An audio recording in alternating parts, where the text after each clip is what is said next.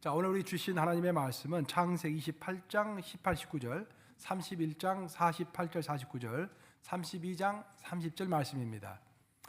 설교 제목은 신앙의 주기와 하나님의 나타나심입니다. 부제가 있는데 부제는 베델에서 미스바로 또 브니엘로가 부제가 되겠습니다. 야곱이 아침에 일찍 일어나 베개로 삼았던 돌을 가져다가 기둥으로 세우고 그 위에 기름을 붓고 그곳 이름을 베델이라 하였더라. 이 성의 엣 이름은 루스더라. 라반의 말에 오늘 이 무더기가 너와 나 사이에 증거가 된다 하였으므로 그 이름을 길리엣이라 불렀으며, 자, 나머지 두 구절은 우리 합독합니다. 시작. 또 미스바라 하였으니 이는 그의 말에 우리가 서로 떠나 있을 때에 여호와께서 나와 너 사이를 살피시옵소서 함이라. 그러므로 야곱이 그곳 이름을 브니엘이라 하였으니 그가 이르기를 내가 하나님과 대면하여 보았으나 내 생명이 보존되었다 함이더라. 살으신 하나님의 말씀입니다. 어제가 무슨 날이었습니까, 여러분? 3.1절이었죠. 3.1절 일제치하에서 정말 고생했던 우리 한민족이 약하고 부족한 가운데서도 오직 정의를 위하여 정말 무장하지 않고 비무장 상태로 만세운동을 했던, 온 나라가 하나가 되었던 그 역사적인 그날을 기념하는 날이었습니다. 3.1운동은 보통 사건이 아닙니다, 여러분들. 제가 평가하기로는 역사를 이제 쭉 살펴보면은 우리 한민족이 최초로 전 세계에 영향을 미친 최초의 사건이 바로 3.1운동이라고 보시면 되겠습니다. 그전에는 역사에 우리 한민족이 고구려 시대 때 약간 강성하긴 했지만 영향은 만주 지역 그 정도까지만 영향을 미치고 전 세계에 영향을 미쳤던 사건이 없었습니다. 우리 한국이 3.1운동을 계기로 그때 최초로 우리 한국이 전 세계, 우리 한민족이 전 세계에 영향을 미치는 그런 사건이 되었던 것입니다. 우선 출발은 윌슨의 민족 자결주의로 출발했지만 어찌됐든 그 민족 자결주의 정신을 맨 먼저 실천한 나라가 우리 한국이었습니다. 한국에서 그 당시 조선이죠. 조선에서 한민족이 만세 운동을 함으로 이 운동이 전 세계에 식민지하에 있었던 나라들에게 퍼져갖고 영향을 미쳤던 것입니다. 3.1운동을 계기로 현대 중국 탄생의 시발점이라고 할 수 있는 5.4운동이 시작됐습니다. 현대 중국은 청나라가 없어지고 현대 중국이 생기는 가장 첫 번째 효시가 5.4운동인데 그 5.4운동은 3.1운동의 영향을 받아서 생기는 운동이었던 것입니다. 더 중요하게는 3.1운동이 딱 터지자 그 당시에 남아프리카 공화국에 간디라는 사람이 있었습니다. 간디가 왜 남아프리카 공화국에 있었는가? 인도 사람인데 남아프리카 공화국에 그 일용 작급으로서 인도 사람들이 많이 그쪽으로 일하러 갔습니다. 그래서 사람 취급을 받지 못한 거예요. 그래서 간디가 변호사가 되어가지고 자기 민족을 좀 보호해야겠다, 인권을 보호해야겠다 하고 남아프리카 공화국까지 가가지고 간디가 일을 하고 있었습니다. 그러다 신문을 어느 날 딱 봤는데 조선이라는 나라에서 3.1운동, 만세운동이 났다고 신문에 나오는 거예요. 그게 크게 영감을 받습니다. 간디가 바로 이거다. 비폭력을 가지고 이제 압제 국가에 항거하는 것, 이것이 바로 우리 인도에 필요하다. 그 생각이 미치자 당장 짐을 싸가지고 인도로 돌아오는 것입니다. 그래서 인도에서 비폭력 운동, 이제 영국 정부에 대항하는 인도의 독립운동을 이끌게 되는 것입니다. 제가 이제 대학교 다닐 때 읽었던 책 중에서 지금까지도 인상이 남는 책이 몇 권 있는데 그 중에 하나가 인도의 초대 총리이자 독립운동가였던 지와할랄 네루가 쓴 세계사 편력이라는 책입니다. 제가 그 책을 왜 산지 아세요? 제목이 멋있잖아요. 세계사 편력. 그래서 책을 구입했는데 영어로 제목을 보니까 Glimpse of World History. 월드 히스토리를 대략 간략하게 설명해 준다. 그런 뜻이에요. 이 책이 어떻게 쓰여졌냐면은 이제 그 간디가 감옥에 독립운동을 하다가 감옥에 갇혔습니다. 간디가 네루가 지와할랄 네루가 초대 총리가 되기 전에 이제 독립운동을 하다가 감옥에 갇혔는데 그에게는 외동딸이 하나 있었습니다. 외동딸 이름이 인디라 간디. 여러분 많이 들어보셨죠? 나중에 또 인도 총리가 되죠. 그 외동딸에게 네루가 좀 뭔가를 이렇게 교육을 시켜주고 싶었어요. 아버지로서. 근데 감옥에 있으니까 교육을 할 수가 없지 않습니까? 그래서 그 아버지의 그 사랑하는 마음으로 딸의 그 영적인 시야뿐만 아니라 이 세상을 보는 눈을 띄워주고 싶어서 편지를 씁니다. 그 어린 딸에게 세상은 이렇게 흘러가는 거란다. 역사는 이런 거란다. 역사의 진실과 가짜는 이렇게 구별하는 것이란다. 그런 것들을 어린 아이의 수준에 맞춰서 이야기를 하지만 굉장히 힘도 있게 정확하게 요점만 딱딱 집어서 편지를 쓴 거예요. 그 글이 너무 좋아서 그것을 묶어가지고 세계사 편력이라는 책이 됐는데 전 세계 베스트셀러죠. 지금도 많이 읽히죠. 169통의 편지를 모아서 한 권의 책으로 만든 것입니다. 근데 그 책 내용에 보면 이런 내용이 나와요.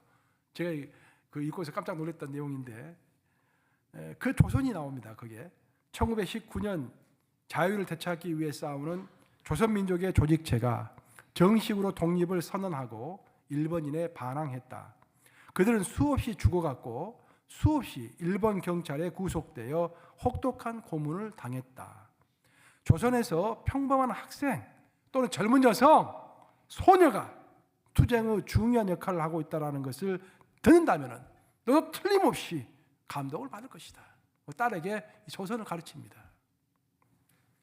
중국과 인도 외에 3.1운동의 영향으로 같은 해인 1919년도 6월 달에는 당시 미국의 식민지였던 필리핀에서 대학생들을 중심으로 6월 독립항쟁이 또 펼쳐지게 되죠. 필리핀 독립운동의 점화선이 또 된 것입니다. 더 나아가서 가장 놀랄만한 사건은 영국의 식민지였던 카이로, 이집트 카이로에서 대학생들이 모여가지고 3.1운동의 영향을 받아가지고 독립운동을 일으킵니다. 그것이 전 아랍 세계로 퍼져나가지고 아랍의 독립운동 효시가 되는 것이죠.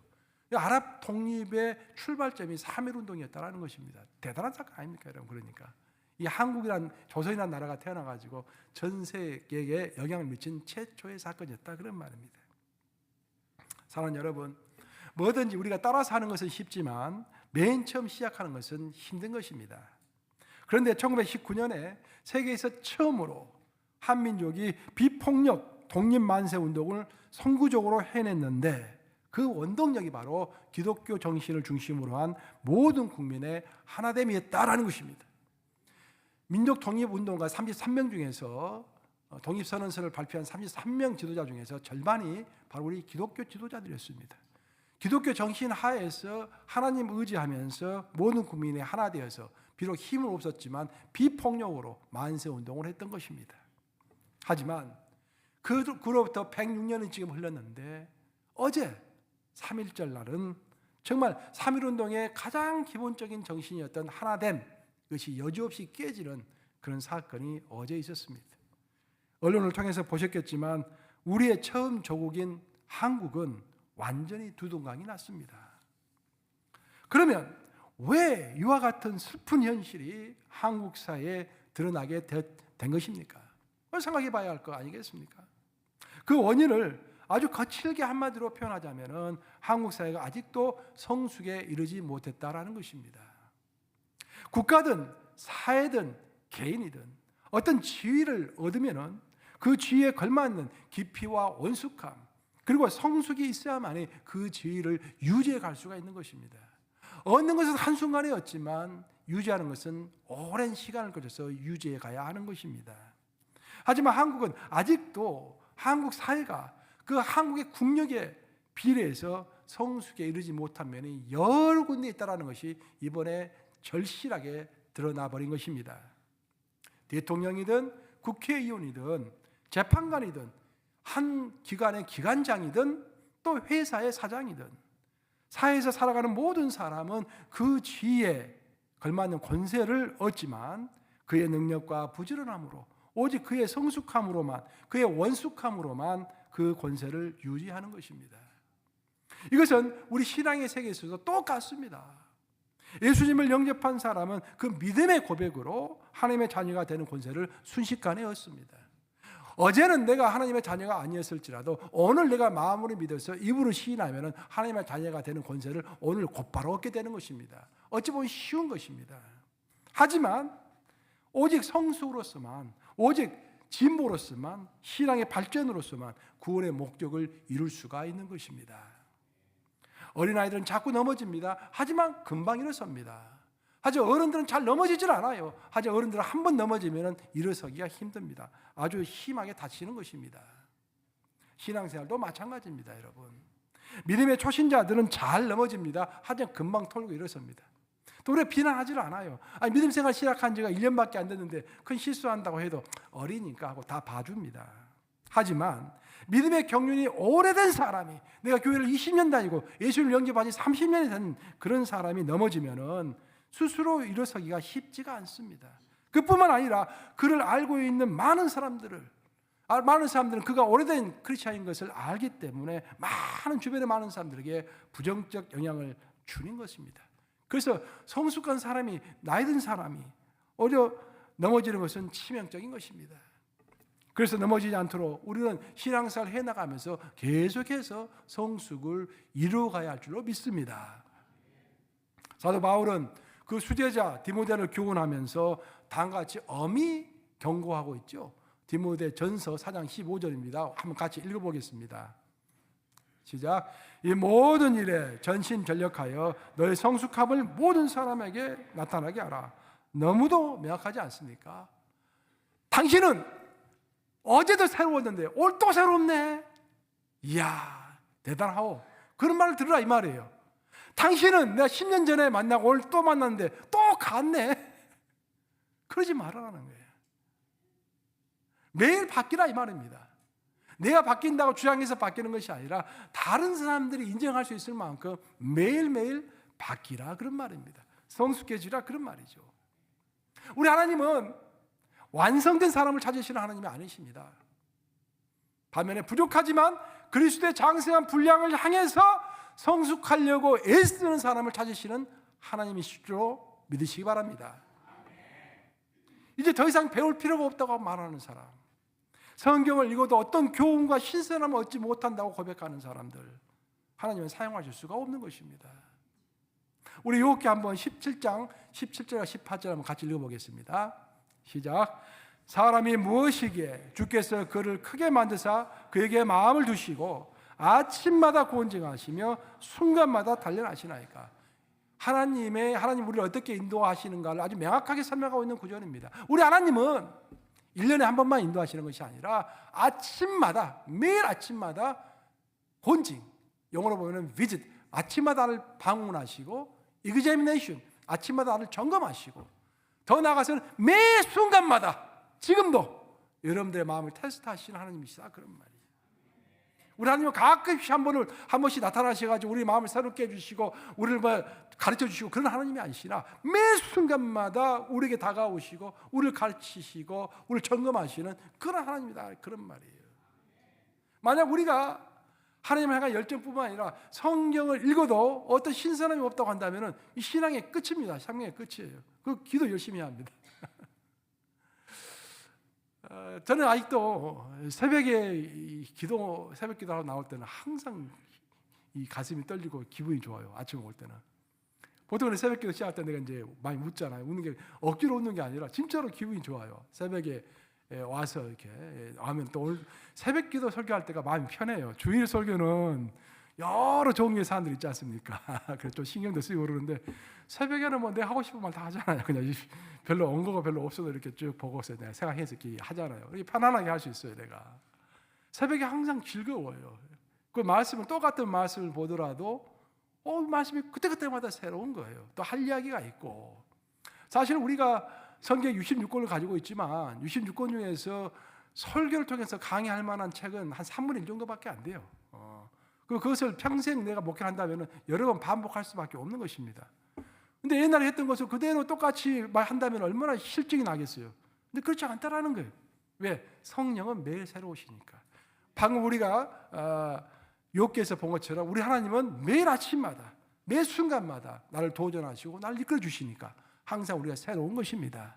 그래서 내 기도가 새롭지 않다고 느껴지고 내가 말씀이 있는 것이 신선하게 느껴지지 않다고 느껴진다면 하나님께 기도해야 돼요. 여러분들 노력해야 합니다. 여러분들 내가 신선해질 수 있도록. 이사야 50장 4절 말씀 보겠습니다. 같이 읽겠습니다. 시작. 주 여호와께서 학자들의 혀를 내게 주사 나로 공부한 자를 말로 어떻게 도와줄 줄을 알게 하시고 아침마다 깨우치시되 나의 귀를 깨우치사 학자들 같이 알아듣게 하시도다. 와, 언제마다 우리 깨우십니까? 아침마다 새벽마다 깨우시는 거예요. 우리 예수님은 새벽 미명에 습관을 쫓아서 기도하러 가셨다라고 성경은 이야기합니다. 습관처럼 그렇게 가시는 거예요. 아침마다. 그러면서 큰 기쁨이 있었다는 것입니다. 이 새벽 기도도 하다 보면은, 저도 젊었을 때는 새벽 기도 제일 싫었어요. 목회하고도 싫었어요. 왜냐하면은 나는 책을 좋아하는 사람이고 이렇게 연구하고 그런 걸 좋아하는 사람인데 새벽 기도하는 시간이 아까운 거야. 교회까지 걸어가야지, 뭐 목사님하고 또 걸어가야지, 또 설교해야지. 근데 그것을 계속 꾸준히 하다 보니까 이제 그것 없이는 못 살 것 같아요, 진짜. 아침에 즐거움이 있는 거예요, 이게.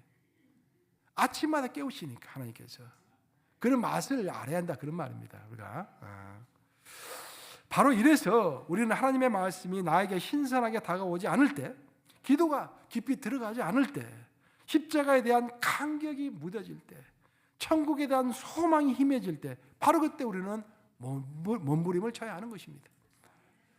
제가 이번에 한국 갔을 때 가서 이제 첫 번째 교회에서 이제 어떻게 하다가 이 설교를 하다 보니까 그 다음부터 목사님들 여기저기서 불러서 이제 같이 만나자고 그랬어. 같이 교대를 많이 했어요. 2시간, 3시간씩 같이 이야기하고 또 거기서 설교도 하고, 뭐 수요일 날도 하고, 금요일 날도 하고, 주일도 하고 막 이게 쭉 했는데 저는 그런 소리를 했습니다. 이제 우리가 현 시국에 관한 이야기도 많이 나누었지만 내가 무엇을 추구하고 살아가는 사람인가? 그 목사님도 이야기하고 나도 이야기하고. 근데 나는 꼭 그런 이야기를 했어요. 나는 예수님께서 하신 말씀 중에서 어떤 자에게는 10골을 주시고 어떤 자에게는 5골을 주시고 어떤 자에게는 1골을 주신다고 했는데 우리가 하나님께 충성할 때 그에 대한 대가로서 10골, 5골, 1골 이렇게 하나님에 따라서 나누어 주신다고 했는데 나는 그것을 문자적으로 해석한다라고 이야기했어요. 내가 지난 한 2, 3년간 우주에 관한 공부를 많이 해왔는데 우주는 알면 할수록 너무나 광범위한 거예요, 우주가. 즉 우리가 살고 있는 이 지구는 우리가 현재 파악되는 우주 가운데서 한 먼지 하나 정도입니다, 지금. 그런데 우리가 파악하고 있는 우주가 몇 개가 있는지 알 수가 없는 거예요. 어느 정도인지 아시겠죠? 어마어마한 거예요, 지금 이게. 그러니까 우주는 계속 지금 팽창해가고 있는 중 아닙니까? 지금 팽창해가고 있는 중 아닙니까? 그런 사실을 알면서 그런 느낌이 드는 거예요. 그런 생각이 드는 것이죠. 앞으로 내가 죽으면은 우리 예수님과 함께 온 우주를 통치할 거야. 각 목사, 너는 10개 행성을 내게 맡기노라. 내게 100개 행성을 맡기노라. 기대감이 있는 거예요, 진짜. 그걸 실제로 믿으니까. 그래서 우리가 지금 현재 이 땅에서 뭔 큰 것을 하고 큰 업적을 이루고 그것이 중요한 것이 아니라 향후에 내가 죽어서 영원한 세월을 살 때 그 어떤 일을 맡기시든지 그래서 감당할 수 있는 능력을 배양하는 것, 영적인 깊이가 있어지는 것, 하나님과 깊이 동행하는 것, 그게야말로 진짜 중요한 일이다라는 거예요. 그 이야기를 이제 서로 이제 나누고 그랬었는데, 바로 그래서 사도 바울이 이런 이야기를 했죠. 고린도전서 9장 27절 말씀인데 한번 같이 읽어보겠습니다. 시작. 내가 내 몸을 쳐 복종하게 하면 내가 남에게 전파한 후에 자신이 도리어 버림을 당할까 두려워함이로다. 야, 이 말도 중요한 말이에요. 내가 다른 사람들에게 복음 전하고 이렇게 살아라 저렇게 살아라 하다가 내가 매너리즘에 빠져가지고 성경을 읽어도 감동이 없고 기도를 해도 기도가 깊이 들어가지를 않고 계속 신앙에 맴돌고 있다고 한다면은 나는 옛날에 한때 내가 가르쳐줬던 그 사람이 내 앞에 서고 나는 저 뒤에 설 수가 있다, 그런 말입니다. 그래서 그것을 예방하기 위해서 내가 항상 깨어있기 위해서 사순절이 되면 사순절 새벽 기도에 열심히 하고 주일이 되면 열심히 또 교회 나와서 예배 드리고 새벽에 또 열심히 새벽 기도도 하고 나를 쳐서 하기 싫지만 쳐서 해나갈 때 하나님의 은혜로 우리가 하는 것들을 즐길 수 있게 된다, 그런 말입니다. 오늘 본문인 창세기 28장을 보시면은 이제 야곱이 형 에서를 피해서 하란으로 도망가는 그런 내용이 나오고 있습니다. 야곱의 인생 전체를 보면은요, 이제 성경 읽을 때 여러분들 미시적으로 뭐 한 장을 이렇게 읽어서 이해하는 것도 필요하지만 또 크게 보는 것도 필요해요. 거시적으로. 야곱의 인생도 마찬가지입니다. 야곱의 인생을 큰 틀로 보면은 야곱의 인생에서는 결정적인 어떤 사건이 세 곳의 장소에서 펼쳐졌던 것이에요. 그래서 야곱을 제대로 이해하려면 세 곳 장소를 잘 기억해야 합니다. 첫째가 베델이고, 둘째가 미스바이고, 셋째가 분이엘. 이 세 곳의 장소인 것입니다. 첫 번째 장소인 베델은 야곱이 형 에서를 피해서 하란으로 도망하는 중에 하나님을 만났던 장소입니다. 반면에 미스바하고 분이엘은 정반대로 자기가 도망을 했던 하란에서 다시 고향으로 도망을 해야 하는 상황에 처했는데, 그 과정 가운데서 미스바에서 하나님을 또 한 번 만났고, 또한 분이엘에서 하나님을 또 한 번 만나게 되는 거예요. 그러면서 이 세 번 하나님을 만나면서 야곱의 신앙은 깊어지고 넓어지는 것입니다. 이처럼 오늘 이제 본문을 읽으면서 우리가 하나님은 이런 식으로 우리를 인도하시는구나 라고 배우게 되는데, 한 가지 주의할 점은 뭐냐면은 하나님은 우리를 인도하실 때 모든 사람을 똑같이 인도하시는 것이 아닙니다. 나를 인도하시는 방식이 있고, 여러분을 인도하는 방식이 있고, 또 긴집사를 인도하시는 방식이 다를 수가 있어요. 하지만 하나님의 원리는 다 똑같습니다. 적용은 다 다르지만 원리는 똑같아요. 원리는 뭐냐면은 단계적으로 하나님은 우리를 인도하신다라는 거예요. 그래서 항상 우리 신앙생활 할 때 나는 지금 어느 단계에 와 있는가라는 것을 잘 스스로 통찰할 수 있는 그런 능력이 필요하다라는 것입니다. 그런 의미에서 오늘 이제 야곱의 이야기가 여러분들에게 상당히 중요할 줄로 믿는데, 일단 처음엔 베델 이야기부터 좀 해보면은, 야곱이 형 에서를 속였죠. 그 장자권을 빼앗아 버렸죠. 그래서 형 에서가 알고는 너무 화가 나가지고 이제 야곱을 죽이려고 했죠. 그래서 야곱이 도망을 합니다. 도망을 하다가 들판에서 하룻밤을 자게 됐는데, 그것이 바로 베델, 나중에 베델이라는 이름을 야곱이 짓죠. 어쨌든 그 베델에서 하룻밤 들판에서 유숙을 하게 됩니다. 유숙을 하는데 꿈을 꾸게 돼요. 그 꿈에서 땅과 하늘을 잇는 사닥다리가 나옵니다. 그 사닥다리를 하나님의 사자들이 오르락 내리락 오르락 내리락 하는 거예요. 얼마나 놀랐겠습니까? 근데 중요한 것은 뭐냐면, 하나님의 사자나 사닥다리가 중요한 게 아니라, 사닥다리 맨 위에 누가 있었다고 했습니까? 여호와 하나님이 계셨던 거예요. 이로써 야곱은 처음으로 눈으로 보는 하나님을 만나는 거예요. 그전에는 항상 아버지 이삭의 하나님에 관해서 말만 듣고 살았죠. 근데 처음으로 꿈을 통해서 살아계신 하나님을 직접 체험하게 되는 것입니다. 이게 중요한 거예요. 그러니까 우리는 하나님을 체험할 수 있어야 돼요. 눈으로 보고 귀로 들을 수 있어야 한다 이 말이죠. 그런 조건들과 그런 기회를 누구에게든지 다 주시는 것입니다. 그래서 야곱이 이제 그 꿈을 통해서 하나님을 만나게 되는 거예요. 그래서 너무 감동을 해가지고 하나님께 약속을 하죠. 주님, 내가 무사히 고향 땅으로 돌아오게 하신다면 내가 하나님께 11조를 드리겠습니다. 여기서 이제 11조 이야기가 나오는데, 그 전에 이제 상경에서 11조는 이제 제일 먼저 아브라함 이야기 때부터 11조가 나오죠. 여기서 말하는 11조는 그 뜻이 딱 내 재산의 10분의 1만 드리겠습니다, 그런 뜻이 아니라 10분의 1을 구별해서 주님께 드림으로써 나는 내가 가지고 있는 모든 것, 내 생명조차, 내 존재 자체조차 모두 하나님의 것입니다 라는 것을 상징적으로 의미하는 것입니다. 그래서 11조를 드린다는 것은 내 모든 것을 하나님께 드린다는 그런 의미로 11조를 드리는 거예요. 야곱이 꿈을 통해서 하나님의 존재를 눈으로 목격하고 또 하나님의 약속을 귀로 듣지요. 눈으로 보고 귀로 확인하면서 본격적인 신앙생활을 하게 되는 것입니다. 이런 체험을 가슴에 안고 외산촌 라반에 있는 하란으로 도망을 한 야곱은 그곳에서 20년 동안 열심히 일을 하죠. 근데 거기서도 이제 야곱이 외삼촌을 약간 속이지 않습니까? 물론 이제 의도적으로 속였는지 아니면 이제 상황이 그렇게 됐는지 성경은 명확하게 이야기를 하지 않지만, 어쨌든 라반의 눈에는 자기 조카 야곱이 자기를 속이는 것으로 이해를 했습니다. 그래서 라반이 야곱을 해치려고 하죠. 그래서 눈치를 챈 야곱은 또 도망을 합니다. 이제는 반대로 하란에서 고향으로 도망을 하려고 하지요. 이런 절대절명의 순간, 도망을 하려고 하는 절대절명의 순간에 하나님이 나타나신 것입니다. 창세기 32장 3절 한번 같이 읽어보겠습니다. 시작. 여호와께서 야곱에게 이르시되 내 조상의 땅 내 족속에게로 돌아가라. 내가 너와 함께 있으리라 하시니라. 처음에 하신 약속의 말씀과 똑같은 거예요. 그러니까 야곱이 베델에서 하나님을 만났을 때 하나님께서 해주셨던 약속이 내가 너와 함께 있으리라라는 그런 약속이었거든요. 그 약속을 또 한 번 반복하신 것입니다. 근데 여기서 가장 중요한 것은 뭐냐면은 이 31장 3절이 왜 중요하냐면은, 야곱이 20년 전에 베델 들판에서 하나님을 최초로 만났고 하나님의 약속을 들었는데, 그 한 20년 동안 하나님의 언약이 없었습니다. 하나님의 나타남이 없었다는 거예요. 성경에 그렇게 나와 있어요. 하나님의 나타남이 없어요. 20년 만에 하나님이 나타나신 것입니다. 그러면서 야곱에게 이야기를 하죠. 내가 너와 함께 있어 너를 지켜주리라.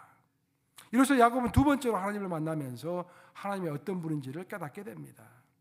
하나님은 야곱의 인생에 별 관심이 없는 것처럼 보였어요. 그러니까 베델에서 하나님을 분명히 만나고 하나님의 음성을 들었는데 그가 20년 동안 하나님이 나타나지 않은 거예요. 만약 여러분이 야곱이라면 어떻겠어요? 20년 전에 내가 만났던 하나님이 내가 잘못 봤나? 잘못 들었나? 그런 생각이 들겠죠. 하나님 나를 떠나셨나? 그런 의심이 들 거예요. 야곱이 그랬다 그런 말입니다. 나중에 알고 봤더니 하나님이 20년 동안 야곱을 떠나 있었던 것이 아니라 야곱을 20년 동안 자세하게 지켜보고 있었다라는 것입니다.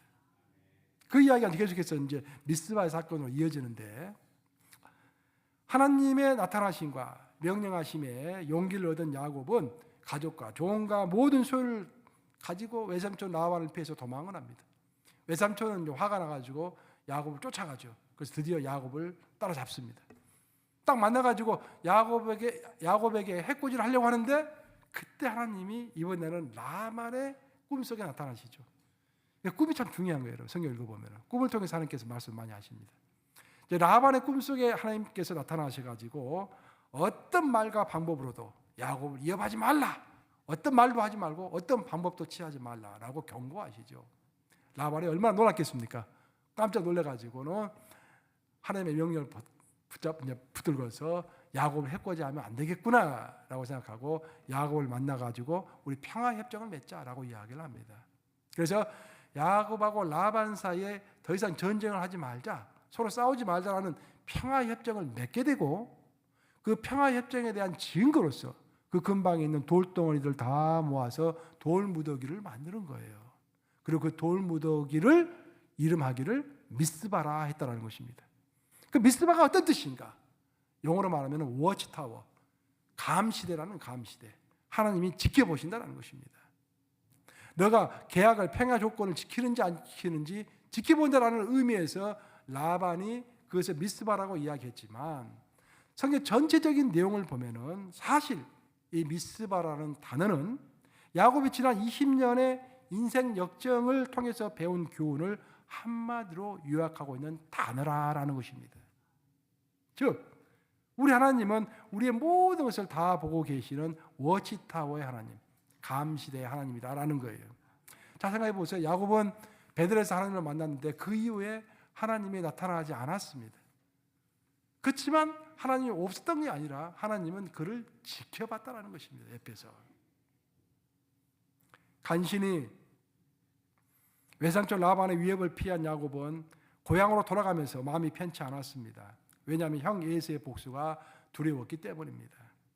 야곱은 실로 정말로 오랜만에 하나님께 기도합니다. 물론 그 전에도 힘들면 가끔씩 기도했겠죠. 하지만 성경은 그런 기도를 언급하지 않습니다. 아주 중요한 기도만 언급하죠.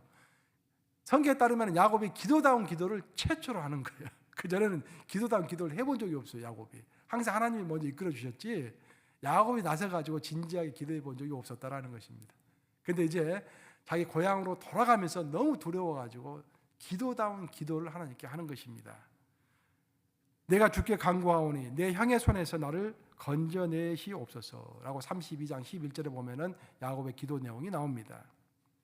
그 기도를 들으신 하나님은 그날 밤에 야곱이 약복 강가에서 홀로 있을 때 나타나십니다. 그리고 야곱과 씨름을 했다라고 성경은 이야기하죠. 여러분, 하나님이 나타나셔서 야곱과 씨름했다라는 것은 굉장한 의미를 갖습니다. 왜냐하면 야곱은 이제까지 어떤 다른 인간과 투쟁하면서 더 많이 얻기 위해서, 더 많은 권세를 취하기 위해서 인간과 투쟁했던 그런 사람이었습니다. 보통 사람이었다라는 거예요. 쉽게 얘기하면 예수님의 말씀에 따르면 보리떡 하나 더 얻기 위하여 싸우는 그런 인간이었다라는 것입니다. 근데 하나님께서 나타나셔가지고 야곱아, 나를 만난 지 20년은 지났지 않니? 이제는 좀 수준이 좀 달라지지 않겠느냐? 언제까지 보리떡구하고 언제까지 인간들과 싸우겠니? 이제는 나와 함께 싸우는 사람이 되어라 라는 의미에서 야곱과 함께 씨름을 해 주었던 것입니다. 이로써 야곱은 이제 사람에게 전력 투구하는 사람이 아니라 하나님에게 전력 투구하는 사람으로 바뀐 것입니다. 한마디로 말해서 야곱의 대결의 차원이 높아진 것입니다.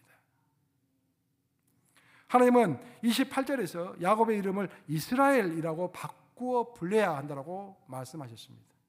이스라엘이라는 뜻은 하나님과 씨름한다는 뜻이에요. 이 이름은 대단한 이름입니다. 지금 유대인들이 사는 나라가 이스라엘 아닙니까? 그 의미가 어떤 의미인지 아세요, 여러분들? 대단한 의미입니다. 우리는 이 세상과 싸우는 나라가 아니라 하나님과 싸우는 나라라, 그런 뜻이에요. 그러니까 우리는 지금 모든 나라는 군사, 정치, 외교, 국방, 그걸 통해 가지고 다른 나라와 경쟁하는 그런 사회 구조 속에서 살아가고 있지 않습니까? 그것이 국제 정세고 국제 경제 아니겠습니까? 근데 이스라엘은 차원이 다르다라는 그런 말. 우리는 하나님과 싸우고 전쟁할 때도 하나님께 전쟁을 맡기는 그런 나라다라는 의미에서 이스라엘이라는 국호를 지금 사용하고 있는 거예요. 지금. 야곱이 20년 전에, 자, 이제 세 개의 이름을 이제 종합을 해보십시다. 종합해서 한번 들어보시기 바랍니다. 야곱이 최초의 하나님을 만난 것은 베델이었습니다. 20년 전에 베델을 들판에서 하나님을 만났어요. 그때 만난 하나님은 살아계신 하나님, 나에게 약속을 주시는 하나님, 나의 기도와 소원을 들어주시는 하나님이었습니다. 이처럼 베델의 하나님은 우리의 삶에 기적적으로 나타나시고 직접 말씀하시는 그런 하나님이십니다. 그런데 놀라운 것은 이후 20년 동안 세월을 겪으면서 이제 야곱은 기다리시면서 조용히 가만히 지켜보시는 미스바의 하나님을 체험했던 것입니다. 우리의 신앙도 베델의 하나님을 만나는 시기가 있고 미스바의 하나님을 만나는 시기가 있는 것입니다. 우리가 처음 하나님을 만날 때 얼마나 기쁩니까? 저도 한국에 있을 때는 선교단체 활동하면서 아주 열심히 전도하고 열심히 성경 암송하고 성경 들들 파면서 외우고 그랬는데 성령 체험이 거의 없었어요. 한국에서는. 미국에 오자마자 성령 체험이 본물 터지듯이 터지는 거예요. 어마어마한 체험들이 많이 있었습니다. 가끔씩 내가 여러분들 이야기하잖아요. 그래서 나는 그것이 전부인 줄 알았어요. 그게 전부 아니에요. 그 출발일 뿐입니다. 그것이 바로 베델의 하나님으로 나에게 나타나신 거예요. 한 세월이 지나면서 하나님은 미스바의 하나님으로 또한 나에게 나타나시는 거예요. 이제는 좀 잠잠하게 하나님이 안 계시는 것 같다는 느낌이 들 때도 있는 거예요. 미스바의 하나님으로 나를 지켜보시는 것입니다. 하지만 인생의 어느 시기 동안에는 부르짖어도 하나님의 음성을 들을 수가 없을 때가 있습니다. 나를 가만히 지켜보시는 하나님, 즉 미스바의 하나님을 경험하게 되는 것입니다.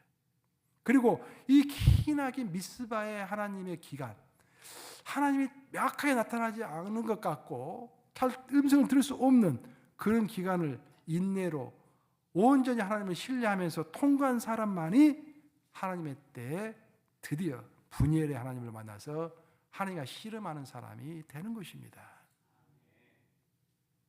이 설교를 쓰면서 제가 이 설교 자체가 어제는 이제 장례식이 있어가지고 저 설교를 늦게 썼어요. 제가 새벽까지 썼는데 쓰면서 그런 생각이 문득 들더라고요. 이 설교 내용이 야곱의 그 내용이 그리고 내 신앙 고백이고 내 신앙 체험이다라는 생각이 들었어요. 저는 베델의 하나님을 너무도 명확하게 체험을 했습니다. 명확하게 체험하고 너무 기뻤어요. 내가 특별한 사람이라고 생각했어요. 너무도 명확하게 하나님께 보여주시니까.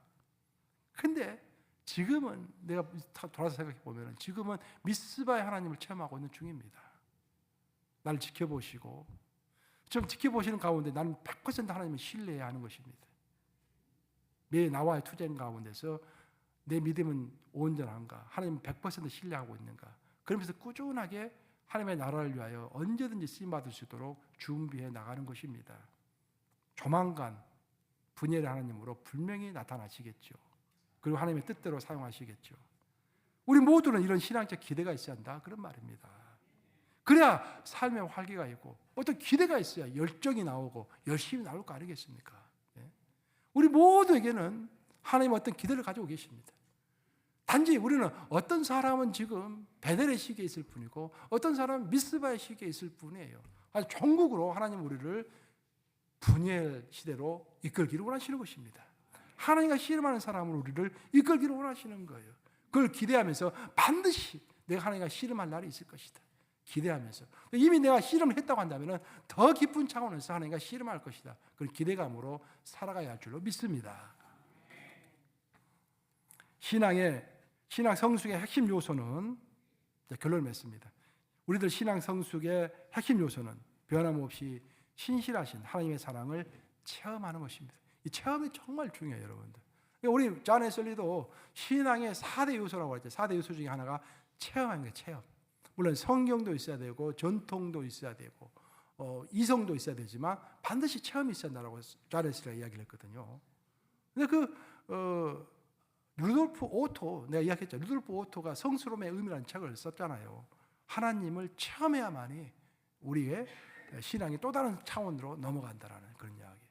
맞습니다. 우리 신앙 성숙의 핵심 요소는 하나님의 사랑을 체험하는 것입니다.